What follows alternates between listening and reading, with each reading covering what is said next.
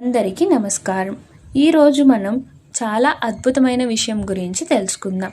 కుబేర కుంకం యొక్క మహిమ, లక్ష్మీదేవి మరియు కుబేరస్వామి యొక్క సంబంధం ఏంటనేది తెలుసుకుందాం.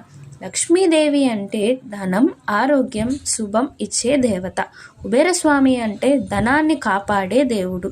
ఇద్దరిని పూజించే వాళ్లకు సంపద, శాంతి, సంతోషం కలుగుతుందని నమ్మకం.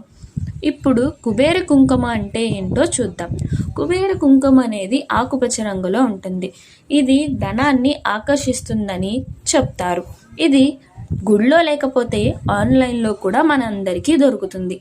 ప్రతి శుక్రవారం కుబేర కుంకుమతో లక్ష్మీదేవికి దీపం వెలిగించి పూజ చేస్తే లక్ష్మీదేవి కృప కలుగుతుంది. కుబేరస్వామి వరాలు కూడా దొరుకుతాయి. అమ్మాయి తన దగ్గర ఏమీ లేకపోయినా కూడా భక్తితో పూజ చేసిందంట. ఆమె ప్రేమను చూసి లక్ష్మీదేవి మరియు కుబేరస్వామి ఆమె ఇంటికి ధనం, దీపం, సంతోషం ప్రసాదించారు. కాబట్టి మీరు కూడా భక్తితో పూజ చేయండి.